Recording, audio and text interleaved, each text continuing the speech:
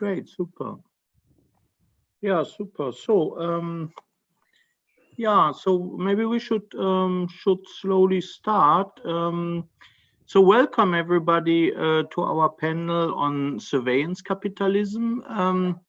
In a way, and I'm extremely happy that that this panel is happening, because we had a similar panel set up at CHI this year, and CHI unfortunately it didn't happen, and they even didn't move into the virtual space. So so our nice idea to make the US community aware of this topic and discuss with us somehow didn't really work out. So so we are super happy that the organizers of this conference, Gunnar, Claudia, and Alexandra, have made it possible to run the panel, and they were even so kind to give us 90 minutes instead of 60 minutes. So so thanks very much to the organizers of ECSCW. I should say, and thanks also to the panelists, specifically to Lance, because I know that Lance is here before his first coffee, and he that's quite a little bit of oh there, oh well, okay, with the first cup of coffee. Okay, thanks anyway, Lance and Alan, because for you it's really early in the day. This panel is really a topic which is close to my heart in the last years, and because I personally think that the computing industry is really taking a pretty bad turn in the West, but also in China, and it is turning into an industry which is developing infrastructures for surveillance and manipulation.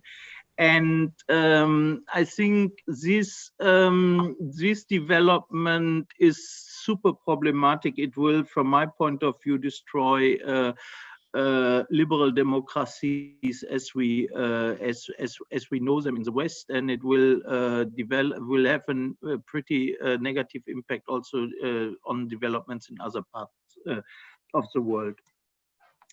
This is not happening, of course, in a context-free environment, but it happens in an environment where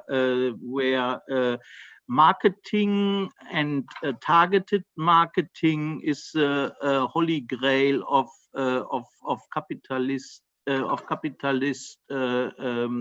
accumulation, and that has something to do that people maybe don't need to consume as much as they ought to consume to keep the machine running.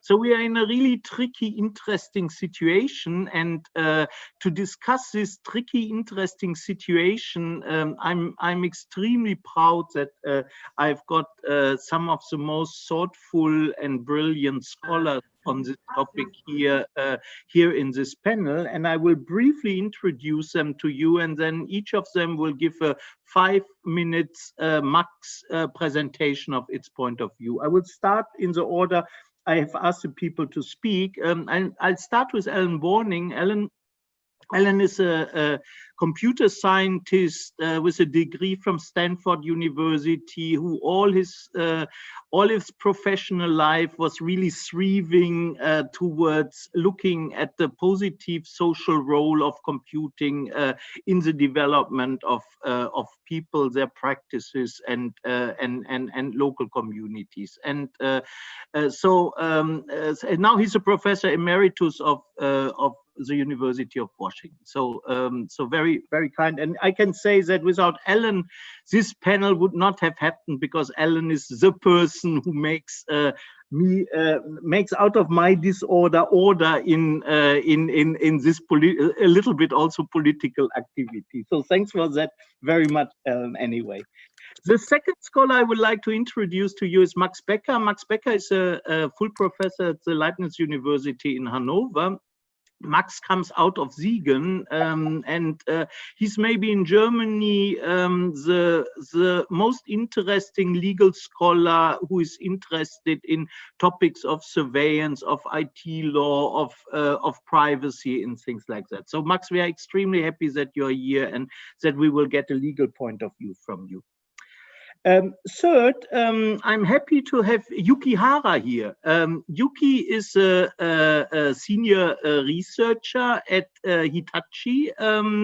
She's an ethnographer, even an ethnomethodologist by education and conviction, and she's bringing this deep understanding of social practices into the operations of a big infrastructure company of Hitachi, and Yuuki will give us her view, the view of a rather traditional Japanese company on what is going on with the global computing industry.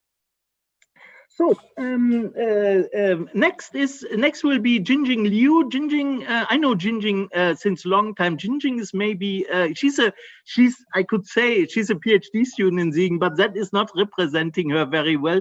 Jingjing is probably the best informed person about political and economic developments in China that I know, at least, and she has written a wonderful thesis and a couple of very influential and bright papers on migrant workers in China and on German-Chinese SME cooperation, and she, as I said, she's very well informed about what is going on in the IT industry in China, and she will bring some of her insights here to the panel. And we also need to add that it's not so easy for Chinese scholars, Daniela will agree to that probably, nowadays to speak frankly about the situations over there. So we will always be careful of what to be said in public and what cannot be said in public. Second last is Daniela Stockmann. Daniela is a full professor at the Hertie School in Berlin. Daniela is, I know her from her work as a China studies person. She did very interesting work on the effect of social crediting and things like that on the life of Chinese people, and we are very interested in your point here. And I know nowadays you look more at fake news and opportunities to regulate these things which happen in social media platform. And last but not least, Lance Bennett.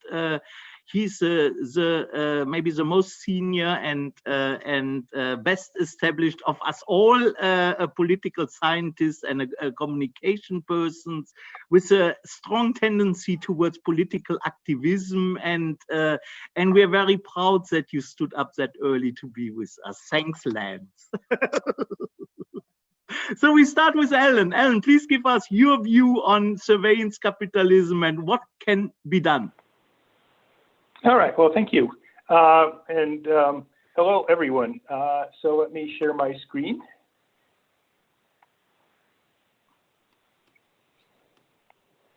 Okay, so is this working? Yeah, okay. So surveillance capitalism is a term coined by Shoshana Zuboff, who wrote a book called The Age of Surveillance Capitalism. We actually started talking about this earlier, but we didn't have such a good name, and so we adopted that one. So it's the business model used by Facebook, Google, Twitter, and so forth, and it's based on intensive gathering and cross-correlation of personal information. So the product is behavioral futures. What are people going to do? What are they going to click on? What are they going to buy? And the customers are the advertisers. Zuboff in her book talks about the companies that are offering services at no cost to the end user, or at least no monetary cost.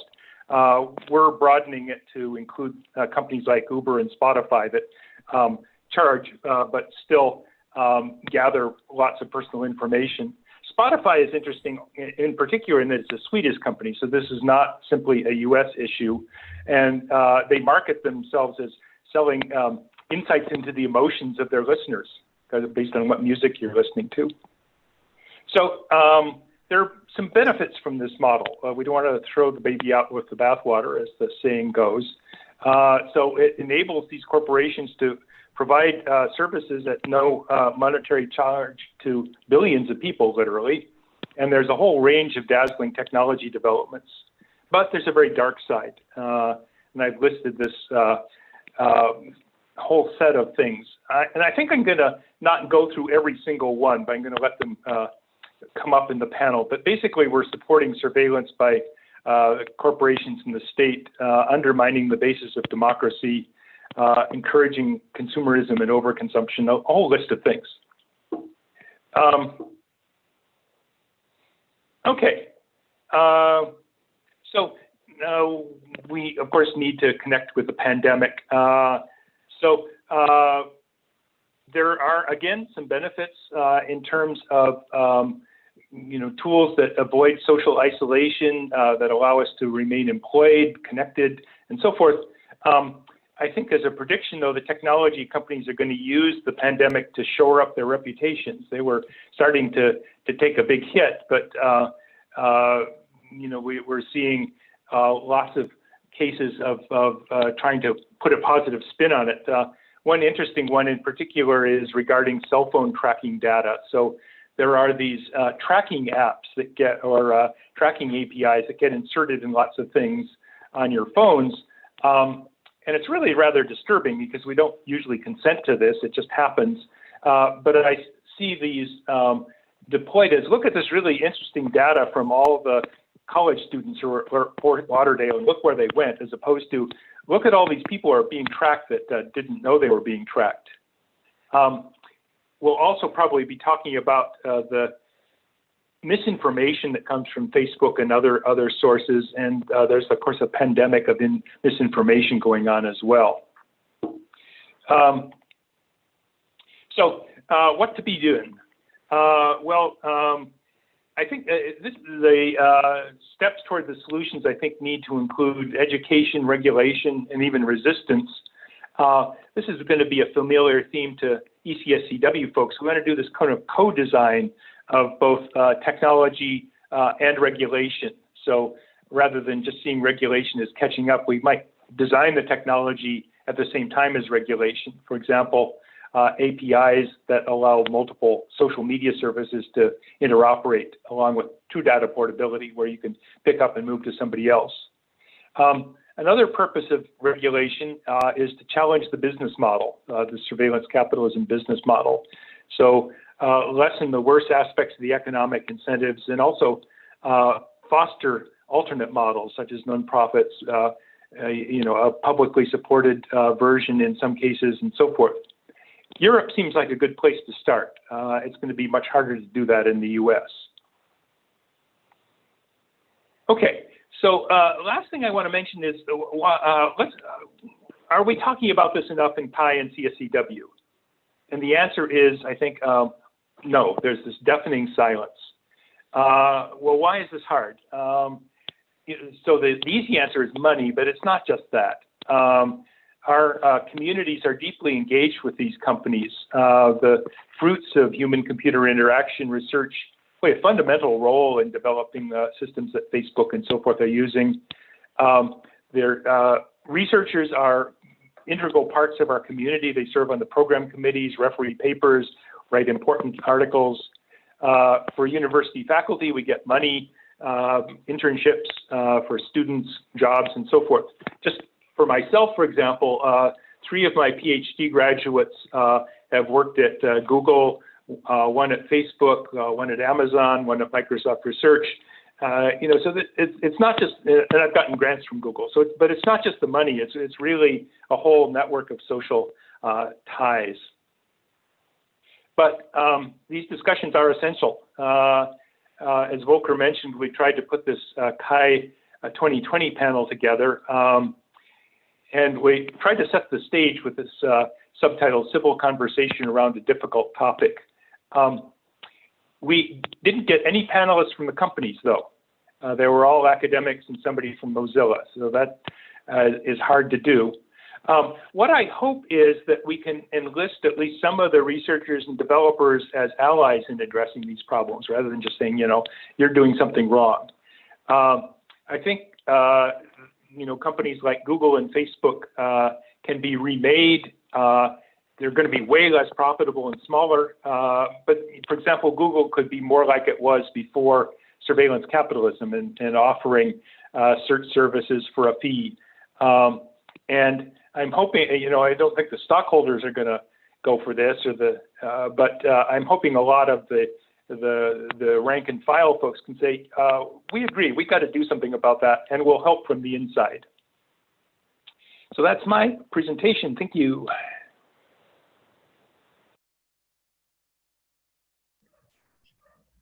Volker, du hast das Mikro noch aus.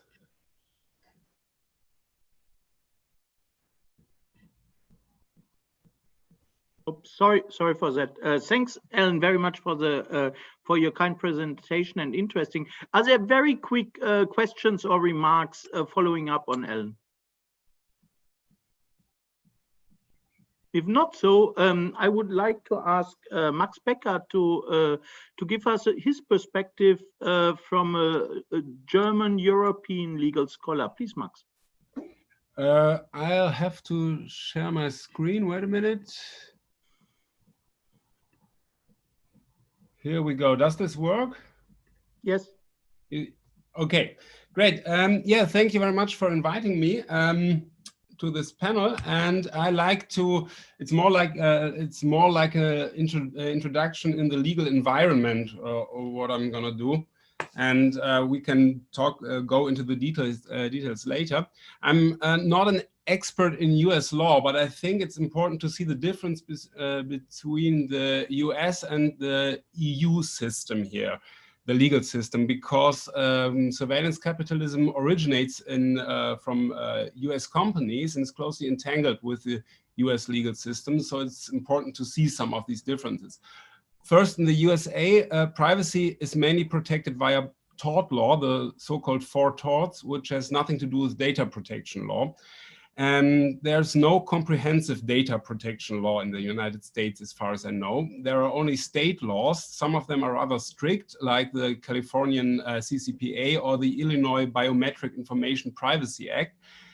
The decisive point seems to me that the First Amendment protects the freedom of speech, which involves that information is generally free.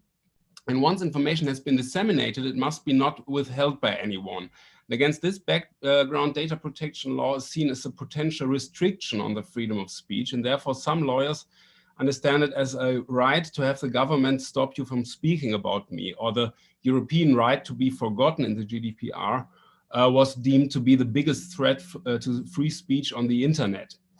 And one of the deeper reasons for this importance of free speech is, as far as I read, a belief in the power of information and the fear of a government conspiracy in terms of a Big Brother scenario, #deep state. And an unimpeded flow of information should kind of improve citizens' ability to make free and informed choices.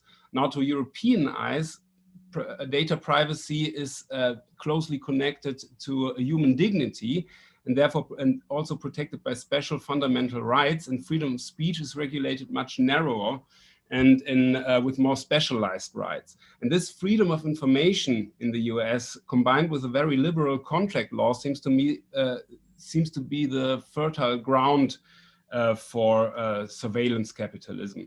And as an example, Cambridge Analytica, I read this book from Brittany Kaiser, found that the USA was in particular suitable for this micro-targeting strategy they did, while the European system did not offer the necessary freedom to use personal information. Now, next thing is the international reach of the GDPR. The GDPR has strong global effects one must be aware of. It demands that non-European companies comply with the GDPR, with European data protection laws. And the power to control and enforce this lies in the hand of independent authorities, which do not listen to economic policy or the like. And this kind of recklessness of the European system caused at least some concerns for surveillance capitalists. Third point, the GDPR is sometimes seen as a kind of a favor to big players, because large companies such as Google, Facebook, or Amazon are benefiting relatively from this body of law, because it causes enormous costs for compliance, and smaller companies can't afford, don't have the financial means to comply and to collect data at the same time. So in this regard, it also may be a mixed blessing. Now, my second and last slide, the race for a flourishing data economy. The European Union is envious of the flourishing data market in the USA. Europe wants its own Google, and you can read about this in several communications of the European Union. We want a flourishing data economy. However, Europe prohibited mainly all business areas of Google for European companies. We don't like Google Books, it's a copyright violation. Google Street View is a privacy violation. The same is true for the search engine and targeted advertising, this whole tracker business, and many aspects of the Android system. So additionally, Europe is very angry about the fact that Google is collecting personal data from Europeans while the profits land on the other side of the Atlantic. And this is why Europe didn't decide yet in how far we really want to ban surveillance capitalism for European companies. We have some loopholes in the GDPR to still exploit data, because we know personal data is important for economic issues. And so that's where I came in with a proposition for a right to data avoiding products while opening the market for personal data. But we can talk about this later. Last point, a new kid in town. Maybe in a very near future, Google, Facebook, and data brokers will be known as the good old decent surveillance capitalists, because there seems to be a new kind of company that is not afraid of the really dirty work. Most prominently, the company Clearview, which offers a face search engine powered by a database with pictures of 3 billion individuals. And the crucial difference seems to be, in my eyes, that traditional surveillance capitalism is interested in the behavior of recognizable individuals. For example, targeted advertising doesn't need to know your name, address, or picture. First of all, it needs information about your behavior and personality, while biometric surveillance aims at identifying your biological identity. So what does your fingerprint look like, your iris, the geometry of your face, your body measures, your way of walking, or your DNA. And this biological data can hardly be disguised or influenced, and is not only important for economic use, but to a large extent for political purposes. So briefly, this kind of surveillance doesn't monitor personality, but molecules and atoms of the body. Yeah. And so I come to an end.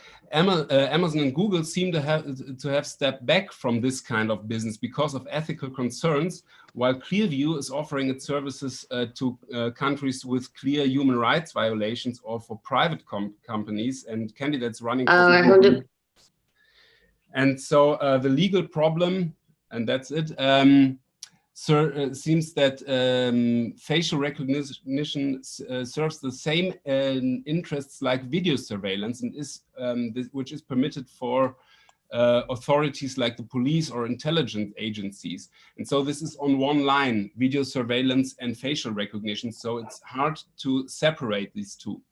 Now, these were just a few comments from a legal perspective. So thank you for listening. Thank you very much, Max. Yuuki, give us a little bit of your perspective on these developments in the IT industry. What is a traditional Japanese infrastructure company thinking, and how do you see that developing in Japan? Okay.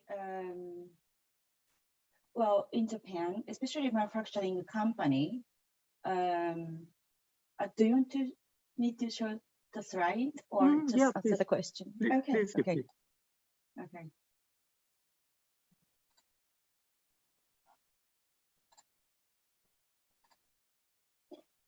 Can everybody see the slides? No, we can't. No, Okay, sorry. All right. I think you have to click on the share button after you've clicked on your slides. Oh, okay. After. I Yeah. see. Just 1 minute.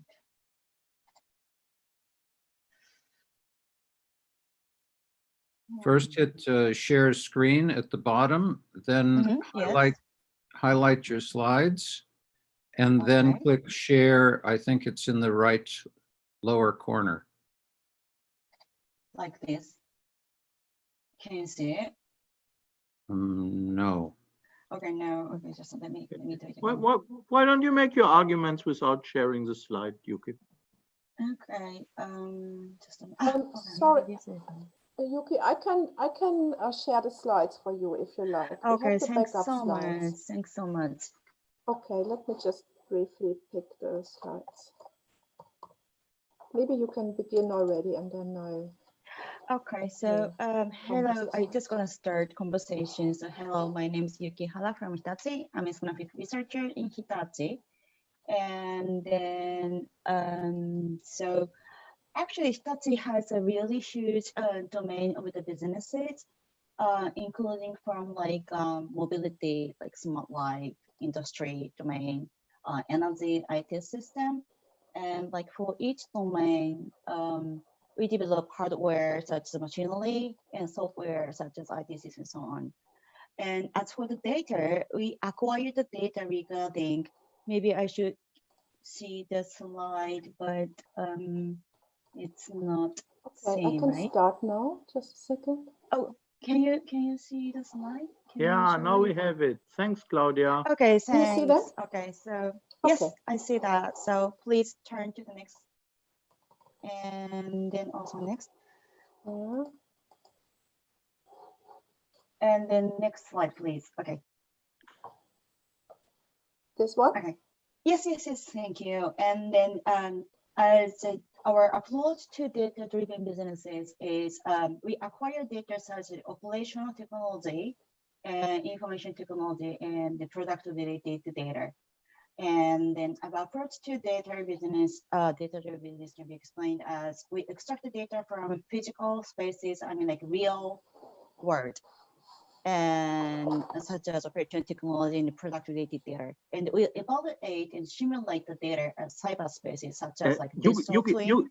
Yuki, may I interrupt you? Can you talk either a little bit slower and have your microphone a little bit closer to your mouth or something like this? Okay. You're Okay. acoustically not perfectly to be understood. Sorry. Okay. Okay, maybe is this much better? Yeah, it's better. Okay, good. And then we get back to the real world operation. So we're going to simulate all the data that acquired from the real world and then try to do the digital twin, such as digital twin, stuff like that. And then you're going to get back to the real world operations. So this is how we do the data-driven businesses area. But next, let me talk about the situation in Japan. Please turn the next slide, please. Japan has a quite similar law to GDPR, like personal information protection law, but many consumers and companies are naive to the risk of data analytics usage and its consequences. I mean, here, the point is naive. It's not like bad actor behavior, but the naive, that's the current risk in Japan, I think. Next slide, please. And then for the consumer solutions, the issues and challenges are need for data ethical knowledge. I mean, in order to make decent judgment, consumer needs to be educated more. And then there was a case of a Japanese startups that they pay people $200 to set up a live 24/7 camera to gather individual personal life data. And the participants' comments are like, I did not know my daily life is worth for money, or I have nothing to hide, but just take care of, I just try to be careful about hiding my password for PC login from the camera. So as this comment illustrates, the consumers are quite naive to the risk of data analytics usage and its consequence. But not only this, but companies are naive too. They actually do not, this startup company does not know what kind of risk they're getting into. So this is kind of the situation in Japan, and maybe I can say almost societal issues, possibly not easily solved. The next slide, please.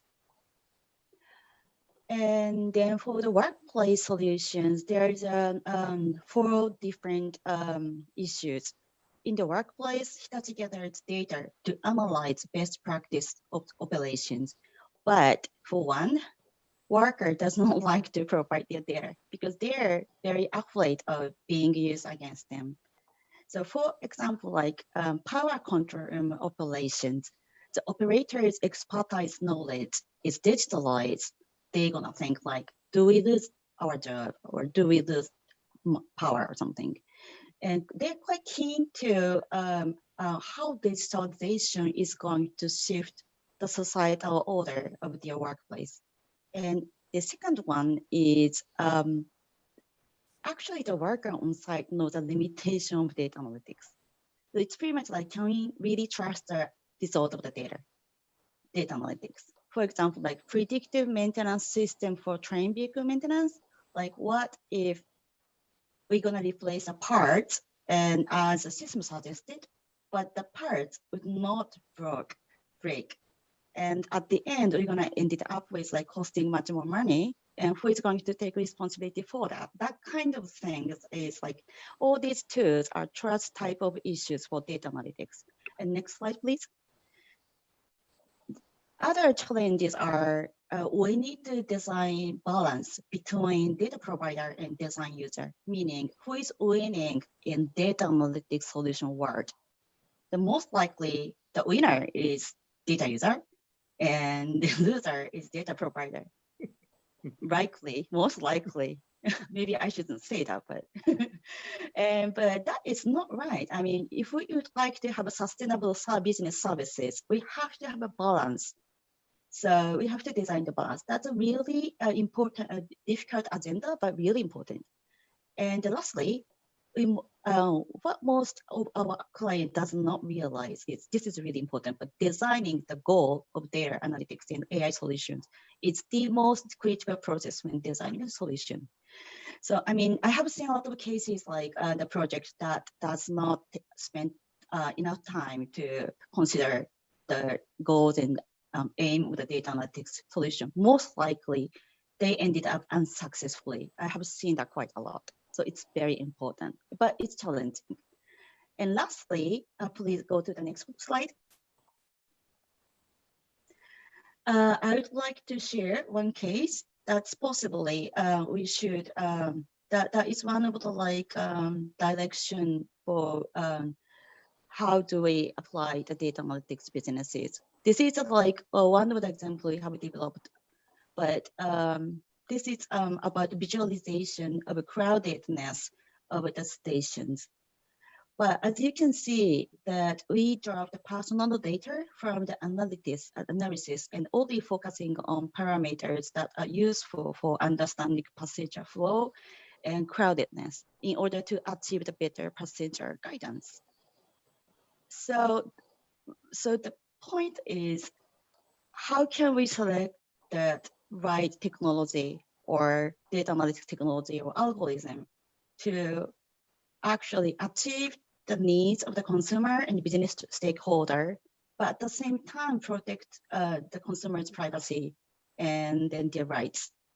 So it's pretty much like the point is, using the data, it's not maybe bad things, but how do we make use of it is really the point, I think. That's all I want to make. Thank you. Great, thank you, Yuuki, very much. Questions, reactions to Yuuki's talk?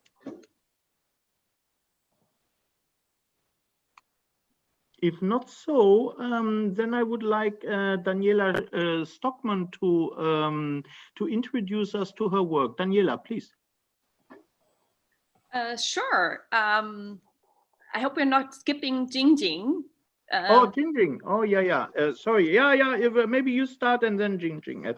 Sorry, okay, my mistake. Right. No we had a predefined order, which I sort of spontaneous, a little bit moved. But yeah, please, Daniela.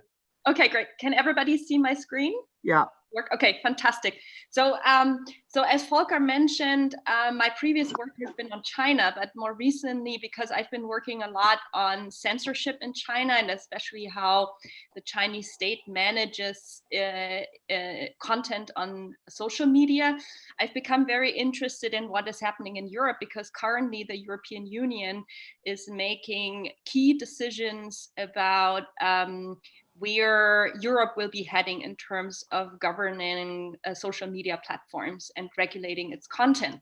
And so I will be talking about the problem of fake news. I believe many of you have received fake news during the current pandemic, but obviously this is an older problem.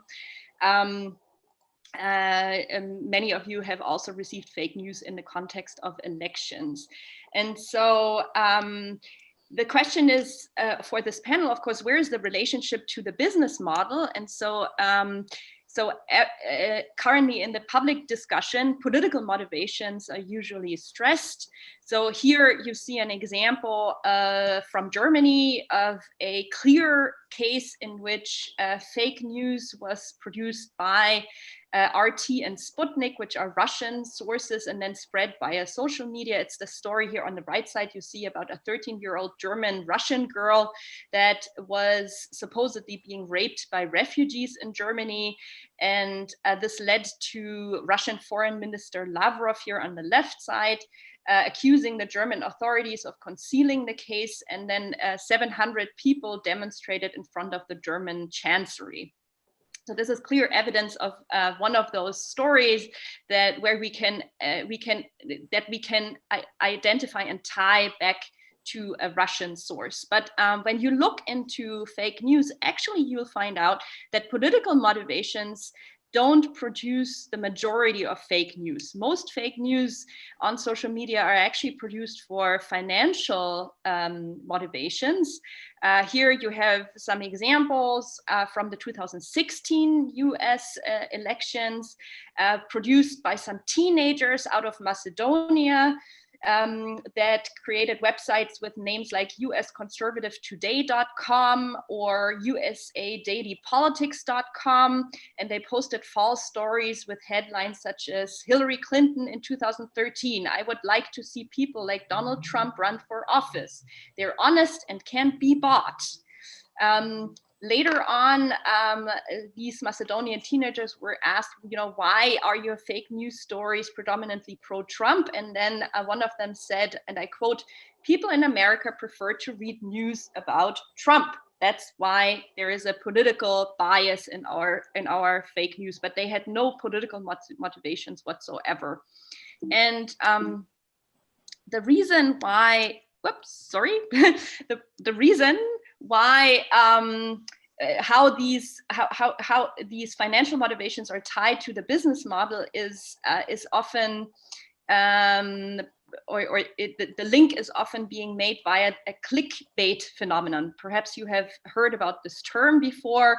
So what this means is the more often your headlines are being clicked upon on social media, the higher your financial return. And this is related to the surveillance capitalism business model that Ellen has introduced to us earlier.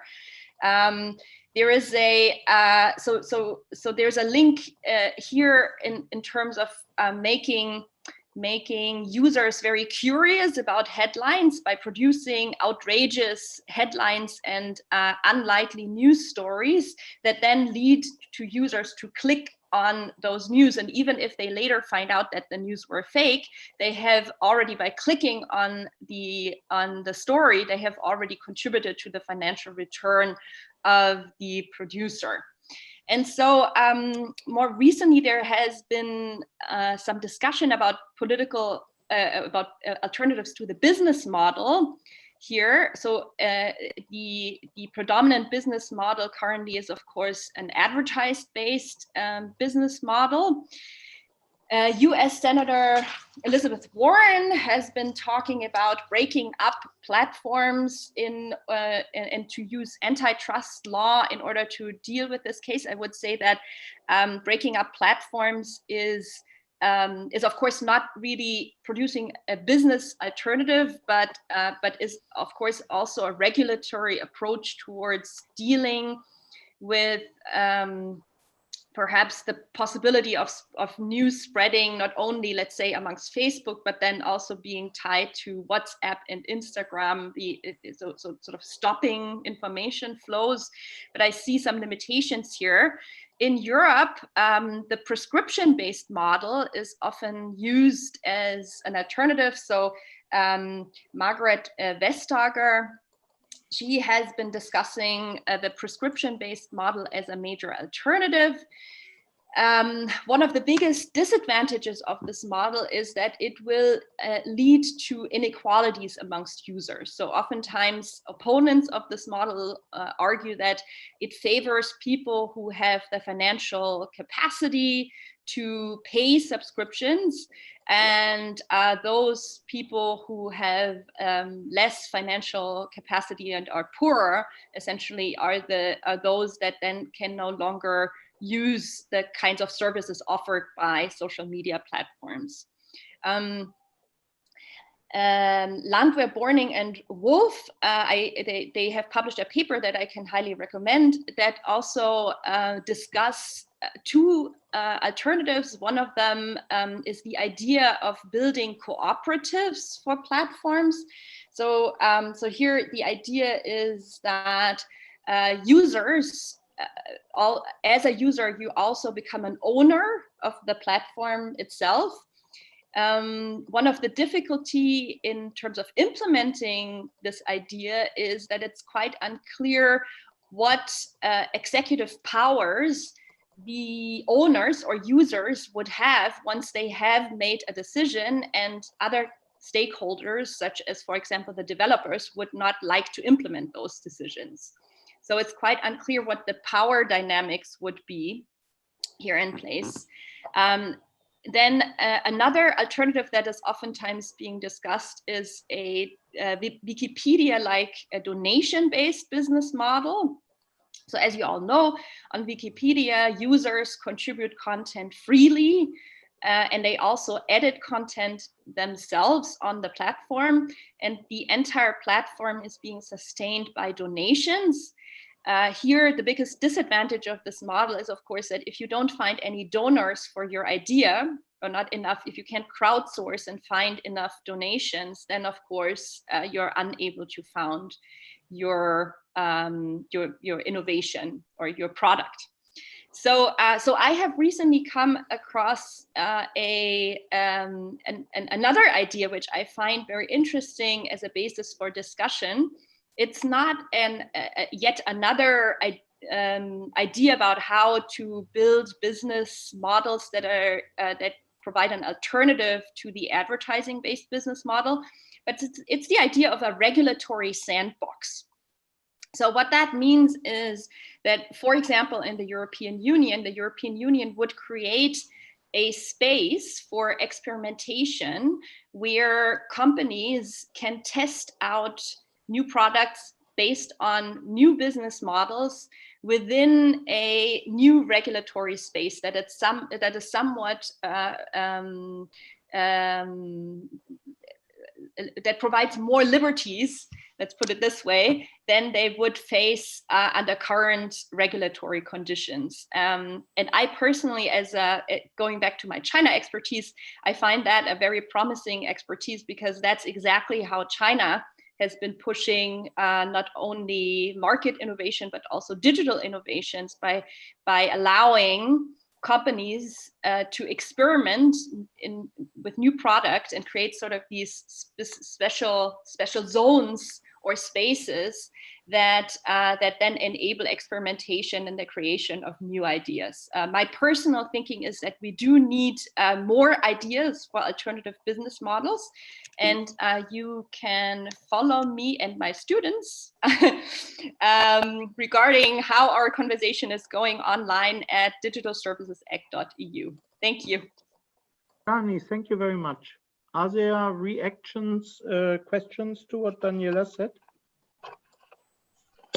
So, Volker, I think we're just a little bit into collecting questions. Most of them are more like on a general level. So let's just complete the round and then. Yeah, great. Thank you, Timo. I should introduce Timo Jacobi, a postdoc here with us in Siegen, who is facilitating the chat channels for us. Thanks, Timo, for that. And I would like to ask Jingjing Liu to give us some thoughts about what she sees happening in China and what can be spoken about.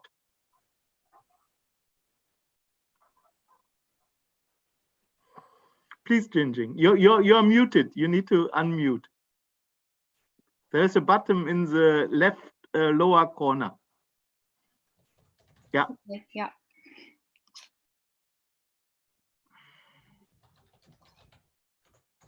So here's my slide. Thanks for inviting me to join this panel.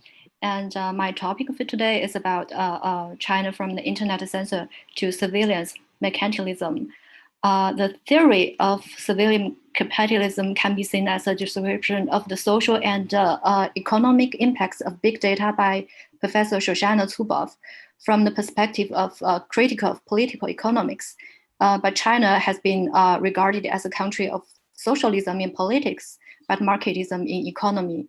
So in many ways, it's significant different from the orthodox capitalist society in Zuboff's definition. That's why here I hope my statement could focus more on economic and technological perspectives of internet. So I replace capitalism in the source concepts with mercantilism. First of all, I want to compare internet censorship in the traditional research aspect. I can't control this speech. I can't move forward my slides, sorry. Try changing the focus to the slideshow thing in your computer. Oh, yeah, right now, okay. First of all, I want to compare internet censorship in the traditional research aspect and the somehow more up-to-date topic of surveillance mercantilism from the following 5 aspects. Because in instance, all of them are the kind of management and control mechanism of upper to lower based on digital and network technology. Internet censorship is always understood under the frame of political centralization as a kind of ruling methods. Public opinion is controlled by depriving freedom of information. Survey mechanism, just like the name, is kind of centralization mechanism with strong commercial attributes. Professor Zuboff's research objects are the 5 information technology giants like Google, Facebook, Apple, Amazon, and Microsoft, which she called the Big Other, just like George Wilson's political metaphor, Big Brother. Also in China, we have our own version of this, like Baidu, instead of Google, WeChat instead of WhatsApp, or instead of everything actually, and Huawei and Taobao and China Telecom and countless other internet companies which are keeping expanding and increasing really rapidly. Internet censorship aims to find and delete the political sensitive information while the target is preset, controllable, and occurred. The purpose of the surveillance mechanism is to comprehensively record and mining value. The target object is changeable, unstructured, and predictable. In order to understand users as deeply as possible, big data enterprises have invented a variety of surveillance methods, including analyze the user's behavior, the user's position, the user's voice, and face recognition, personality, and even their emotions. The target of internet censorship is the dangerous elements in political sense, including dangerous people and dangerous information. The target of surveillance mechanism is all netizens. The opposition of data means that it has a strong relationship with its producer. Once these pieces of information floating on the network enter the big data system, the first thing activated is the user's identity attributes. Professor Zuboff believes that the totalitarianism of surveillance capitalism is different from the previous and also has different game strategies. In the past, political totalitarianism forced the people to accept rules and further internalize the rules. Terrorism and violence were used to suppress the resistance. Surveillance capitalism is more confusing and flexible. It can shape an undisputed and identical society by means of behavior corrections, making people agree with the technological rationality and the logic of domination. Here, I'd like to show you 2 examples in China during this special time period. The first one is about a story of female doctors. She considered to be the first one to find the coronavirus in my hometown in Wuhan. She made some pictures of the medical record of her patients and tried to spread it to his workmates in other hospitals. And some interview was made with her, and this articles was official online and spread very quickly. But after maybe 3 hours, all the articles was censored. That means vanished on the internet. But people who have already read these articles want to spread this article as wide as possible. So they find different ways to spread it, like to take the pictures of the articles instead of text it. But then maybe less than 5 minutes, all the pictures were censored from that means all the pictures were removed from the internet. So the people try to spread this information. They find some different ways and interesting ways, like translated into different languages, or even like this, like Oracle version, and some Morse code versions, sign language versions, and telegraph codes. That's the young generation try to fight against this censorship in China. That's one example. Another example is that the very famous and widely used the Toutiao, today's headlines, news app that successfully cultivate users' strong dependence in the long-term immersions. The users have to log in this app through their social accounts like WeChat.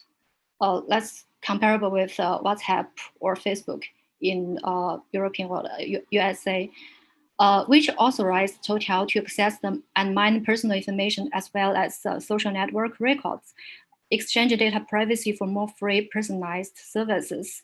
And for the readers who open the app without login, this app Toutiao will recommend hot news first, and then record and analyze users' behaviors, how they click the hyperlinks, which articles where they click the likes or share the pages with friends, how long have they stayed at the pages, and so on, to complete the user's portrait. And who are you determines what's recommended for you by this app. They are doing this by this process, and the first grab hyperlink with web crawler technique, and then classified and source different informations, then obtain an information aggregators distributes information based on algorithm.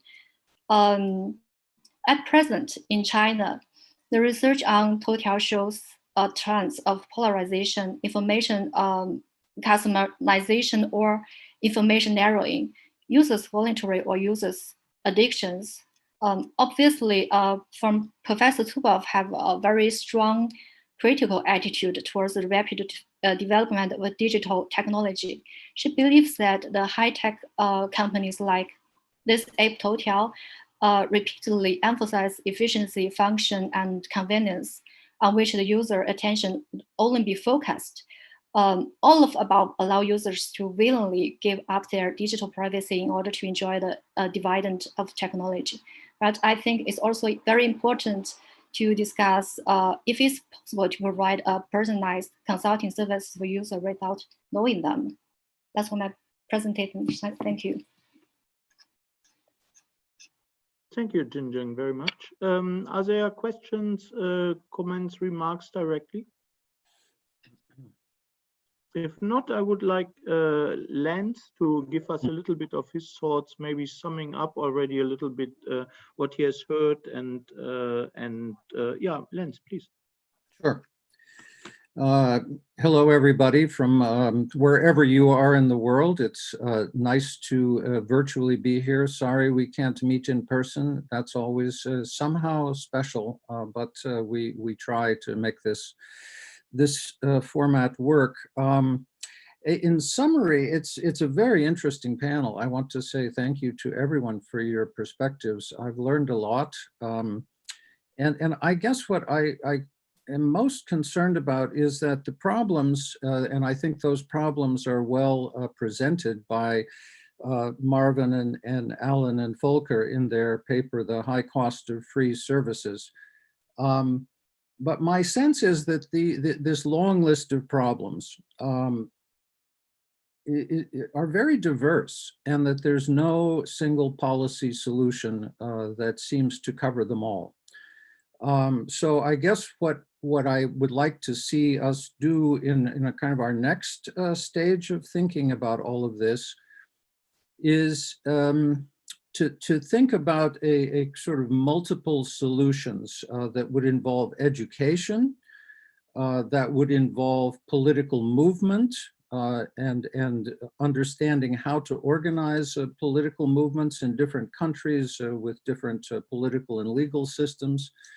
There are also legal solutions, and I think there are public policy solutions that go beyond just regulation. I think there are public policy solutions of the sort that also are mentioned in the paper by Alan and Marvin and Volker, such as thinking about communication technologies as public utilities, as the sort of thing that citizens should be provided with in the same way that citizens are provided with electricity and water and sanitation. And that those utilities for communication could be designed with particular values as sort of central to the design process. And here's where we come back to the opening idea of education. So I think that the tech fields in particular could educate students in how to think about what they're doing. I mean, right now it's pretty clear that these fields are very popular because they're very profitable. These are the best jobs you can get, really, in today's world. So let me talk about three general areas of problems and then come back to this idea of multiple solutions that we might want to sort of organize into some program of action. The first big problem area, I think, is the one that Zuboff herself writes at considerable length about in her book, which is really the moral problem of trying to engineer human behavior on a large scale. That's really what these companies are doing. And this has been a moral concern really since the 1950s, when the American psychologist B.F. Skinner began to think about ways in which you could condition people to behave in terms that you want them to. The question, of course, is what ends are we conditioning people to behave around? And this is where I think morals and values and ethics need to be really discussed in the educational context. But so the question of is it wrong to condition people really in ways they're not aware of to do things that they may not even understand? But that's a very tricky way to present the problem. I don't think you're going to have lively public debates in the media over the ethics of mass behavior conditioning. So the question is, can we break that down into sets of more sort of tangible and I think easy to present kinds of problems? So one thing is to look at the economics of the tech industries. And those economics are really based on ramping up consumerism. I mean, one of the things that people are being conditioned to do is to consume more. Well, you know, there we have something that we already know has a political foundation to it, because the consumer economy is already the dominant part of economies in most societies on the planet today. And the consumer economy is already killing the life support capacities of the planet. So we know that accelerating consumerism is accelerating the death of the planet itself. And that seems to me to be something worth talking about. So what do you do about accelerated consumerism? Well, at least you can make people aware of it, but you can also do, I think what Alan suggested at the beginning of the talk, which is to regulate the business practices themselves, so that if, you know, it doesn't get rid of consumerism as a problem, but it might at least put it back into a more manageable context, to encourage companies to go back to either selling their services or simply placing advertising in the way it was done before the data exhaust became captured and used so effectively.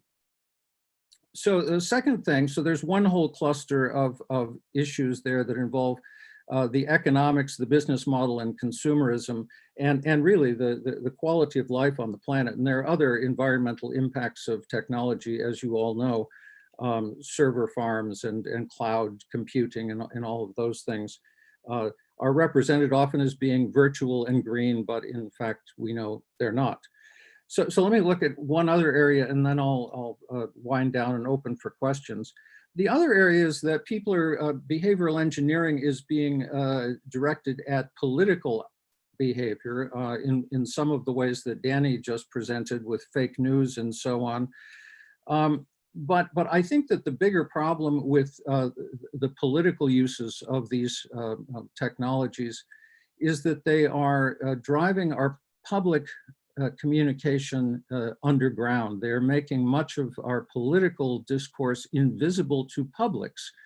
So since the venue here is located in Germany, I will invoke Habermas and note that if we are really interested in having a kind of a vibrant democracy, we need our communication to be public, to be heard by others, and to be, and this is the weakness of Habermas's position, of course, rational. And much of the conversation that we see today is really based on activating emotions, because this is what these technologies do so effectively, is they activate emotions, and often those emotions are much more important than whatever information is packaged in the communication that is activating them. So we live in political societies. The United States is an unhappy example these days, but in societies in which we are amplifying hate and division and polarization in our communication, and much of that is done in ways that we really don't see. So in the US recently, we've gotten into fights over President Trump's tweets. As you probably have heard, Twitter tagged some of Trump's tweets about misrepresenting voting by mail, by post in the US. Trump then threatened to change the legal status of Twitter from basically a service provider to a publisher. And you know, what that enables is to embroil Twitter politically in a lot of partisan conflict. Meanwhile, Facebook positioned itself differently in that debate by saying, we will not regulate any speech on our platform politically. That is an extremely dangerous position, and particularly since Facebook is moving into becoming an outsource option for political campaigning. So Trump won his election largely thanks to hiring Facebook to run a political campaign. One of the mysteries in 2016 is, how did Trump win without really a political campaign organization? Well, he had, importantly, Facebook among other options.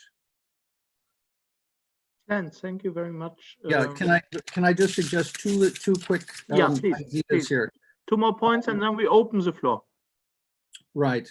One possibility is we consider the possibility that there's no formal use of these platforms for political purposes. I mean, if people want to share political news among their social networks, that's fine. But to allow parties and politicians and indeed Macedonian hackers access for political purposes, that should be policed. It's possible to police these things. The companies just don't want to do it because it undermines their business model.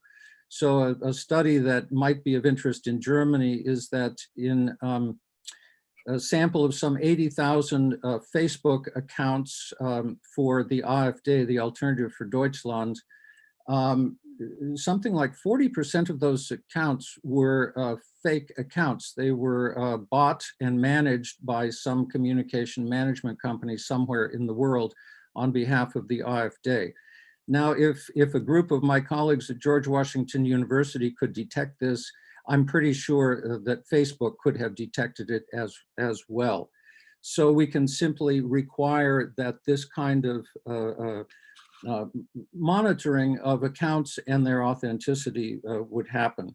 And finally, I would argue that we might want to encourage and sort of in the educational side of training students, alert them to the fact that many workers at these companies may be the most effective agents of change. After Zuckerberg announced that he was not going to offer any regulation for political speech on Facebook, a number of employees protested and some even left the company. So this may be an opportunity we could think about for more effective dialogue within the industry itself. So thank you very much. Lance, thank you very much. Timo, you have managed the chat list. Are there interesting questions you want to throw in? Yes, and thank you very much. And thank you very much indeed for the questions we got. And thank you very much also, Lance, for summing it up so nicely, such that I was able to kind of structure the questions a little bit, because you brought in the whole body of economic questions around business models. And there we have like two very different stances on the issue, one of which asks like, what do you think, would users be willing to pay like 25 cents for a Google search or 5 euros for a navigation from A to B?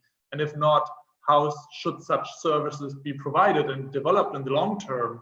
And a countering question goes more into the very opposite direction, asking whether data provision by individuals could be or should be used to serve as a basis for universal basic income. So two very different approaches on developing the business models. And maybe we could discuss a little bit around what roads we could go down in this direction, or which roads are realistic. Lance, do you want to start reacting to these questions? I just have a couple of thoughts on that one. It's a great question. One thing that we've talked about in the group with Volker and Alan and Danny is the idea that yes, you could charge for some of these services, but you could also incentivize people paying for them, a very small amount per search. You could just have an account and so on. By giving their data back and protecting it, not just from use by the company itself, but by third parties, which are now becoming the biggest problem of all in terms of putting together profiles on individuals. So I think that the fee for service model, but it needs to be incentivized politically and legally, because these companies won't do it. Given how successful the current business model is. I mean, these are, in the time of COVID, these are the most profitable companies on the planet today. Yeah. Maybe I can throw in a couple more thoughts too. So there are a bunch of proposals for people to sell their data and make money at it. I think these are really misguided, that I think there is a moral issue here in telling people, well, sell your private data and then you just get paid for it. It's like saying, well, you could sell people into slavery.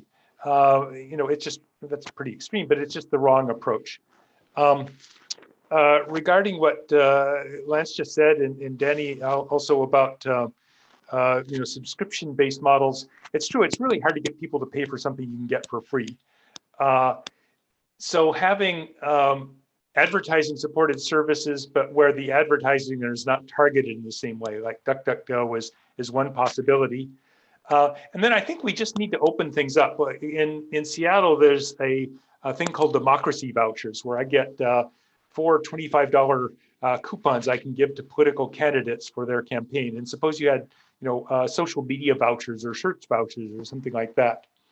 Or suppose that university libraries, as part of the library service, contracted with a search company to provide that. So there may be other ways than just saying, well, pay 15 euros a month for your search.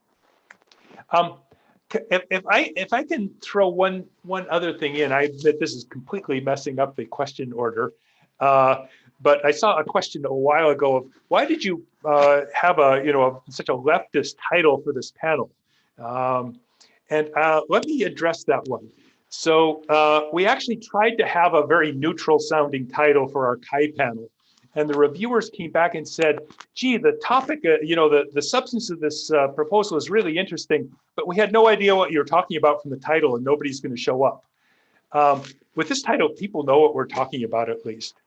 I guess another reaction we got from one of the people in the companies was, well, I'd like to come to a panel about behavioral economics or something like that, but I don't want to talk about, political agendas.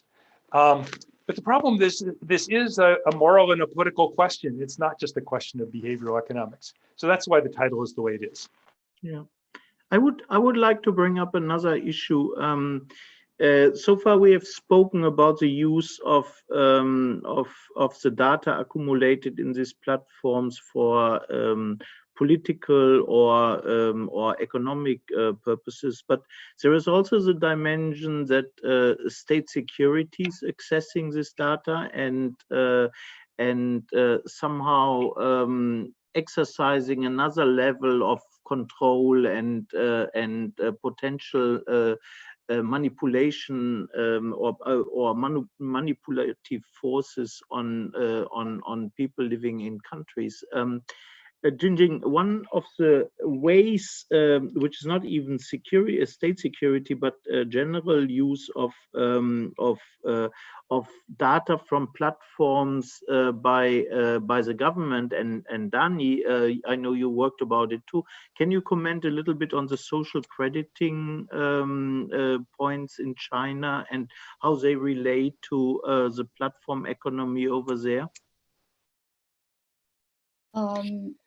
For example, in China, that's people use WeChat, and it's kind of platform for everything, like replacement for Facebook, Twitter, and also a replacement for payment right now in this special coronavirus time.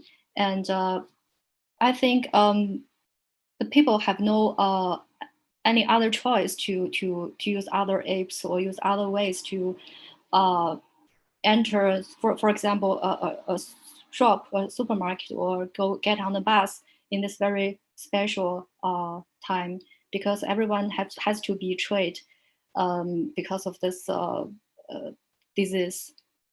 And I think it's at one hand it makes some profile to the society, because the disease was really get controlled under these methods, and people get a lot of convenience. So I think it's on one hand, it's really important for the people to get these methods. But the other side, there is no privacy at all. For example, during the last 3 days in Beijing, someone was found affected by this disease, and now over 350 persons was tracked that was been getting contacted with this market, because this virus was found in a special market in Beijing, and all those people were getting located and will be tested in the next few days. So there was always yeah, advantage and disadvantages, in my opinions. Yeah. Dani, do you want to say something about the social crediting point systems? To what extent it is related to this type of data-driven business models? So the social credit system in China has obviously received a lot of attention in the news outside of China, but less so in China, interestingly. And a lot of the information outside of China is not entirely correct. So even though the Chinese government has indeed created a plan for a social credit system that allows people via commercial and also non-commercial outlets the ability to apply for loans as an alternative to the banks. The social credit system then ties your score to apply for the loan also, among other things, to your what's called the social credit, to your social media scoring. And of course the extent to which you're censored could be figuring into your social credit score. But we don't have any concrete evidence for this being the case.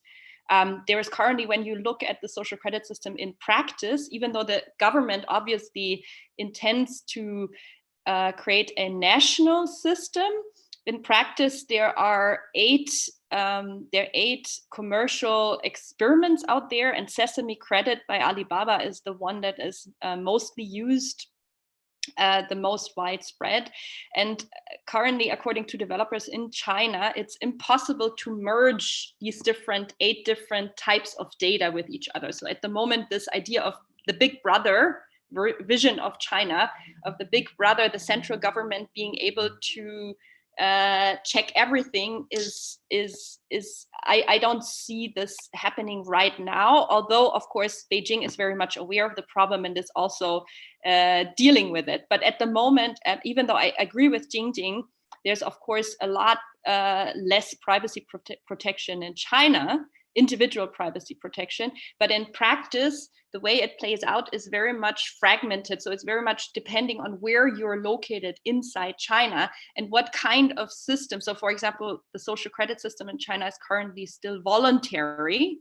So depending on which company scheme you buy in, you would be surveyed by a different company, and you don't have to. So it really it's a bit more I would say nuanced than it's usually perceived outside of China.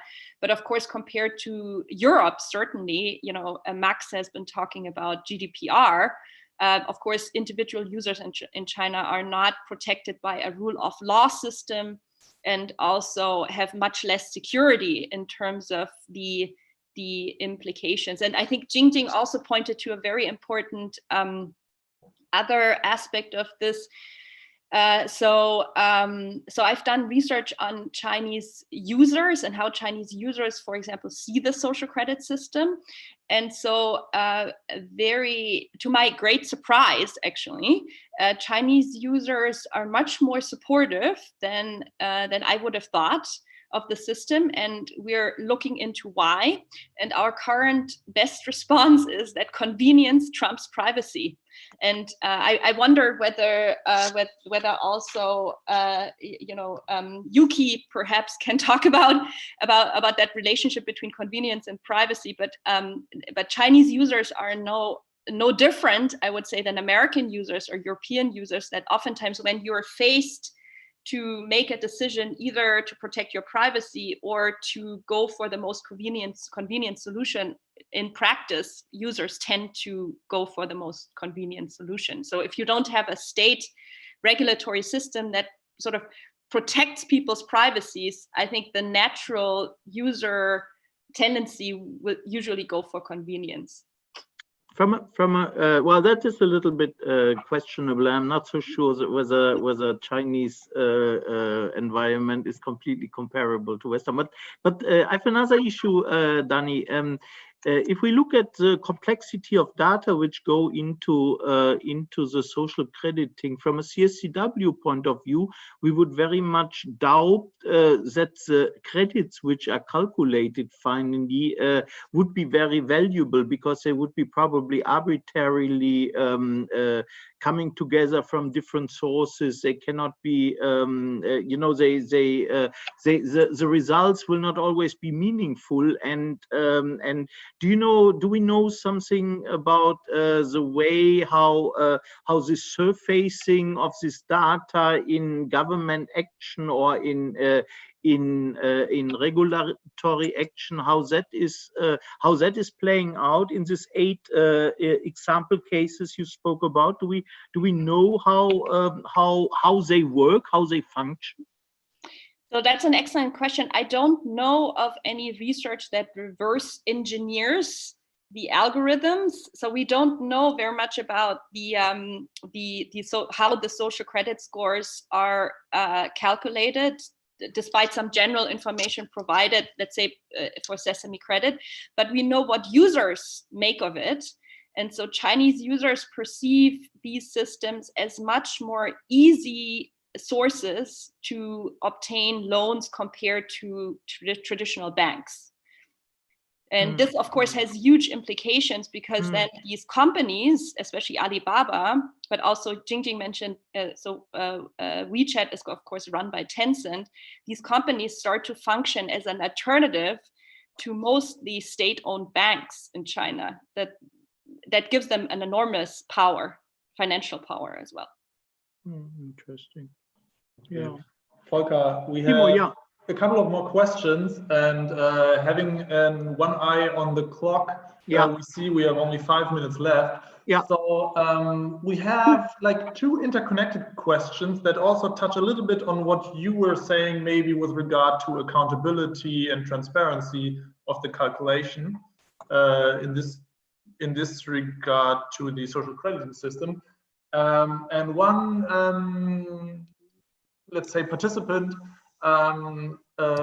believes that there's often still a great discrepancy between the sometimes rather crude actions taken on data and the very fine-grained and detailed data collection, for example, on online behavioral advertising. Yeah, you have a lot of data that's being collected, and you sometimes still get very, very crude suggestions. Or in HR analytics, sometimes you have very detailed tracking of employees, but still decisions are still being negotiated person to person.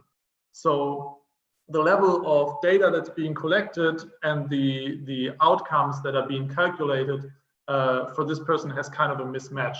And then second, kind of connected to this, is the question, what about the issue of transparency per se? So one of the problems is that we have to take the statements of companies at face value, what they are doing with the data. They are saying they are doing certain things with the data, like encryption or use. And what means could we have to validate that their software platforms or algorithms are actually working the way they say they do? That's close to our earlier discussion. Yuuki, since you know a lot about your software engineers, do you want to comment on the way data turn into certain functionality and the precision and the problems probably with data quality? How's that from your experience looking into your engineers' work? Okay, can you hear me? Yes. Okay, good. Okay, first of all, actually in my company, there's a lot of data analytics engineer, but they are not human factors specialists. So what I mean is they know how to fetch the data, but they are not necessarily analyzing the data in right way, or they are not necessarily putting the right goals or objective. So actually they make a mistake without intention, not intentionally. So I just want to make some comment about like Facebook and Google's as well. I have talked with friends in Silicon Valley and stuff like that, but probably my guess is that people who come up with a service idea business model in Silicon Valley, I mean like Facebook or Google's, they are not intended to make some services or business model that manipulate people or mislead the people or even like doing hidden action, but somehow they ended up like this. I think that's the really like important point about this issue. Maybe they didn't know what is coming on at the end. So that's exactly why we have to work together. The CSCW people, or the people like me, like ECSCW in company or whatever. We have to work with engineers. Yeah, definitely, yeah. Yeah, and I think, I mean, these business models have developed over years, and they were not thought out from the beginning, but somehow they are scary. So if I listen to you carefully, then the quality of what can be calculated is probably pretty varied. But still, it's nervous making, even if the quality is bad. But it has, for instance, the effect whether you can buy a train ticket or not, or whether you get a credit or not. Or at least I understand that in the vision, at least, of the social crediting system, this would be some of the implications. But one more point, just a little bit quick comment. Like as a manufacturer, like for example, we have 100 years making infrastructure solutions, a train, power plant and stuff like that. So we know that we can make the product that would not harm people, that would not do bad things to the people. But in data analytics world, it's only like 20 years old, maybe more, something like that. So we do not know where the risks are, how to avoid it. So we do not make train that actually kills a lot of people, because if we do that, we're going to be out of business in the long term. So you know what I mean. So yeah, that's a very nice point for the almost a nice finishing point. But I would like to hand over to Lance, because Lance, you want to finish up a little bit with our discussion? What an interesting discussion. My feeling is that I like very much your last points about maybe we've ended up in a place that no one really imagined or really intended to end up, and that's kind of scary in a way, because we've ended up in a place that is really emphasizing the wrong human values if you want to protect life on the planet. I mean, it's really a basic question, it seems to me. And to try and expand consumerism at a point when it's already threatening our life support capacities, that's something that we might want to focus on in terms of both the intentions of the design and the engineering, but also in terms of the education of users and citizens about the directions we're going.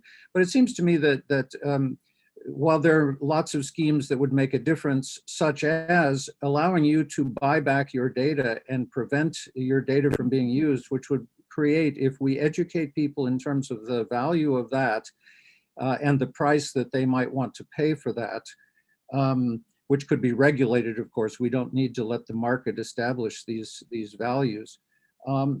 Then you would probably create enough holes in the data networks that the companies couldn't continue to use their current models. So it seems to me that we simply want to limit that, but at the same time we want to create a vision of a world that is more positive, where these technologies could actually be put to better human use.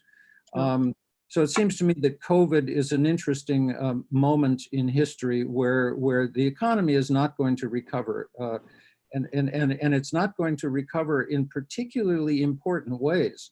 So the service sector, the low wage sector, the hotels, the restaurants, which employ a large percentage of populations, are not going to look the same after COVID. And that presents an interesting challenge of what kind of economy do we want to have?